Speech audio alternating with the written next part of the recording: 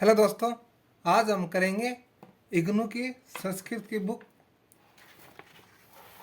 BSKE 141। इसके हमने 2 इकाई कर ली थी। आज हम करेंगे तीसरी इकाई। तीसरी इकाई क्या है? आयुर्वेदीय शारीरम, यानी गर्भ से मृत्यु पर्यंत तक जो हमारी प्रक्रिया चलती है उसके बारे में हम अध्ययन करेंगे। आइए इसकी रूपरेखा देख लेते हैं। आयुर्वेदीय शारीरिक में क्या पढ़ेंगे हम?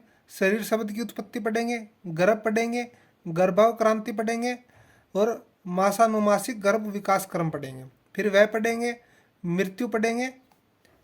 अब आइए देखते हैं आगे हम आयुर्वेदीय शारीरम। आयुर्वेदीय शारीरम क्या कहता है दोस्तों? इसके अंदर पहला है शरीर शब्द की उत्पत्ति। मूल रूप में श्री धातु से शरीर शब्द बना है। श्री का अर्थ क्या होता है दोस्तों? श्रीयते। श्रीयते अति शरीरम, जिसका निरंतर नष्ट हो रहा है उसे शरीर कहते हैं। यानी कि नष्ट होने का मतलब ये है दोस्तों, हम पैदा होते हैं तो पैदा होते ही जस्ट हम मृत्यु के करीब चले जाते हैं, चलते जाते धीरे धीरे। जैसे कि यानी कि हमारी उम्र 100 साल है, पैदा हुए आज तो हमारा आज का दिन 100 साल में से कम हो गया, यानी कि शरीर धीरे धीरे नष्ट होता जा रहा है।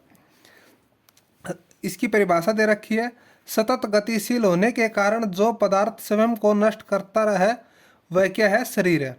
आगे आते हैं गर्भ। गर्भ में क्या कहता है? शुक्र शोणित जीव संयोगे तू खलु कुशिकते गर्भ संज्ञा भवती। यानी कि इसके अंदर कहता है गर्भाशय में जब शुक्र शोणित अथवा जीव आत्मा का संयोग होता है तब उसे गर्भ की संज्ञा दी जाती है।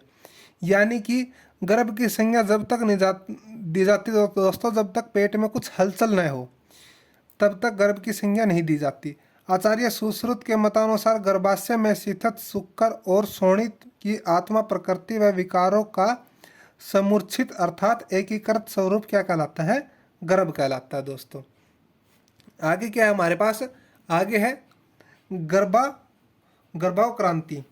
इसमें क्या दे रखा है दोस्तों? जब शुद्ध शुक्र युक्त पुरुष शुद्ध योनि गर्भाशय और शोणित युक्त स्त्री के साथ ऋतुकाल में संभोग करता है तब क्रियाशील मन के साथ होने से जीव आत्मा गर्भ में प्रवेश करती है।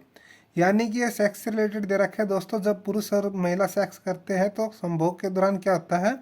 वो प्रेग्नेंट होती है, अर्थात गर्भ प्रवेश कर जाता है उसका। आयुर्वेद मतानुसार क्या कहा जाता है? गर्भाव क्रांति की घटना के समय ही त्रिदोष यानी कि वात पित्त कफ और 5 महाभूत कौन से होते हैं दोस्तों? आकाश, वायु, अनिल, जल, पृथ्वी। अनिल अग्नि होता है दोस्तों। तो 6 भाव होते हैं, मात्रज, पित्रज, आत्मज, सातमज, रसज और सत्वज। गर्भ की वृद्धि के लिए उगत हो जाते हैं और यह सभी सामूहिक रूप से कार्य करते हैं। यानी कि इन आयुर्वेद के मतानुसार गर्भ जब महिला गर्भवती होती है तो उसके अंदर ये 3 तो दोष आ जाते हैं, वात पित्त कफ बच्चे के अंदर, और 5 महाभूत हो जाते हैं, आकाश, वायु, अग्नि, जल, पृथ्वी, जिससे हमारा शरीर का निर्माण होता है। 6 भाव आ जाते हैं उसके, यानी कि उसके अंदर गुण आ जाते हैं माता पिता दादा दादी नाना नानी के। अब आगे क्या कहता है? गर्भाशय में स्थित गर्भिणी द्वारा लिए गए 7वें रसों यानी कि 7 रसों के प्रयोग से स्वस्थ होकर वृद्धि करता रहता है।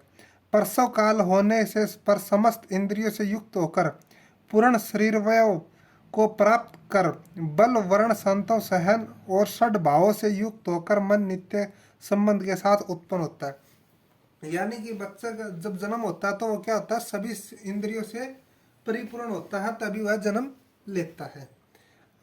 आगे हम करेंगे मासानुमासिक गर्भ क्रम विकास। यानी कि हर मास में बच्चे का क्या क्या बढ़ता है, कैसे कैसे पेट में बच्चे का क्या होता है? विकास होता है। इसमें दे रखे हैं आचार्य सुश्रुत के अनुसार गर्भ का स्वरूप प्रथम मास में कललवत हो जाता है। यानी कि द्वितीय मास में दे रखे हैं इसमें शीत पित्त उष्मा वायु से पचायमान होकर महाभूतों का संघात अधिक धन हो जाता है। यह संघात पिंडाकार जैसा हो तो पुत्र हो जाता है और उसका आकार विषमाकार हो तो पुत्री हो जाती है, और नहीं तो नपुंसक संतान की उत्पत्ति होती है। यह गर्भ के अंदर बने हुए उस अंडे के विकास की संरचना के बारे में दे रखे है दोस्तों।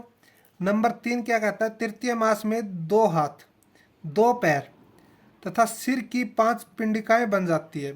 यानी कि तृतीय मास में क्या हो जाता है, बच्चे के 2 हाथ बनने शुरू हो जाते हैं, 2 पैर और सिर बनना शुरू हो जाता है तथा अंग प्रत्यंगों का सूक्ष्म विभाग स्पष्ट हो जाता है। चौथे मास में क्या कहता है, प्रेगनेंसी के दौरान क्या हो जाता है, गर्भ के हृदय में वियुक्त होने की चेतना धातु अभियुक्त हो जाती है। कि चौथे मास में बच्चे का दिल धड़कना शुरू हो जाता है क्योंकि चेतना के स्थान हृदय ले लेता है। इसी कारण चतुर्मास में इंद्रियों के अर्थों की अभिलाषा भी होने लगती है। इस मास में गर्भिणी के 2 हृदय होने के कारण, यानी कि एक माँ का एक बच्चे का, तो गर्भ में हृदय और स्वयं का हृदय, इसे क्या कहते हैं, दोहर्दनी कहते हैं। यानी कि 2 हृदय वाली।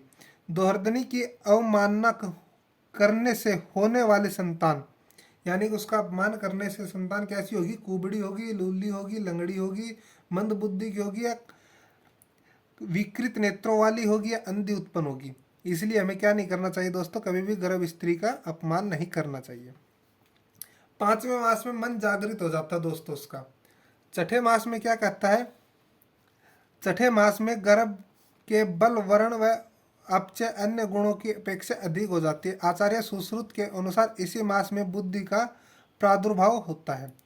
यानी कि इसी मास में बुद्धि का विकास होना शुरू हो जाता है। आचार्य बाग भट्ट के अनुसार छठे मास में बच्चे के अंदर केश, रोम, अस्थि, स्नायु की उपयुक्ति, बल, वर्ण, नख, त्वचा की उत्पत्ति होती है। यानी कि बाल उगने शुरू हो जाते हैं इस मास में बच्चे के गर्भ में। और क्या हो जाता है, नाखून बढ़ने शुरू हो जाते हैं, त्वचा बननी शुरू हो जाती है। 7वें मास में क्या कहता है, अंग प्रत्यंग का विभाग प्रत्योत्तर हो जाता है, यानी कि अंग पूरे बन जाते हैं। 8वें मास में क्या हो जाता है, ओज अस्थिर भाव हो जाता है। 8वें मास में बच्चा क्या करने लगता है, गति करने लग जाता है दोस्तों। ये कह रखे है, माता के गर्भ और गर्भ से माता के ओज का संचरण होता है, गर्भ में ओज रहित अवस्था में संतान जन्म हो जाए तो मृत्यु उत्पन्न हो जाती है। यानी कि ओज रहित, यानी कि बच्चा अगर गति ना करे तो क्या हो जाता है, संतान मृत हो जाती है, तभी वह बच्चा गति नहीं करता दोस्तों। 9वें मास से लेकर 12वें मास तक किसी भी मास में बच्चे का जन्म हो जाता है। यही क्या कहलाते हैं, प्रसवावस्था कहलाती है। वय दोस्तों, वय क्या होते हैं दोस्तों, बच्चे की अवस्था होती है जन्म से लेकर मरण तक की है। इसमें क्या कहा है, 0 से 16 वर्ष तक की अवस्था को बाल्यावस्था कहा गया है। इसको 3 भागों में बांटा गया है दोस्तों। पहली अवस्था है क्षीरावस्था, यह सिर्फ दुग्ध सेवन करने वाला बच्चा होता है। इसमें सिर्फ बच्चा माँ का दूध पीता है। यह क्षीरावस्था कितने के होते हैं, 0 से लेकर 1 वर्ष तक की। फिर आगे आ जाती है क्षीरा अंडावस्था। इसके अंदर बच्चा दुग्ध और अन्न का सेवन करने लग जाता है। इस अवस्था या 1 से लेकर 2 वर्ष तक की अवस्था होती है दोस्तों। तीसरी अवस्था क्या कहलाती है, अन्नावस्था। इस अवस्था में बच्चा पूरी तरह अन्न का सेवन करने लग जाता है। यह अवस्था 2 से लेकर 16 वर्ष तक चलती है। आगे आ जाती है 16 से 70 वर्ष तक की अवस्था, इसको बोलते हैं दोस्तों हम मध्यम अवस्था। इसके 16 से 20 वर्ष, इसको हमने 4 भागों में बांटा है। नंबर 1 16 से 20 वर्ष। इस वर्ष में क्या हो जाता है, बच्चा वृद्धि करता है। 20 से 30 वर्ष में यौवन करता है और 30 से 40 वर्ष में बच्चे का संपूर्ण विकास हो जाता है वृद्धि का। और 40 से 70 वर्ष में उसकी हानि होने लगती है, यानी कि आदमी है वो बुढ़ा होने लगता है। और 70 वर्ष के उपरांत उसको क्या बोलेंगे हम, जिसकी उम्र 70 वर्ष से उपरांत हो चुकी है उसको बोलते हैं हम वो बुढ़ा हो चुका है।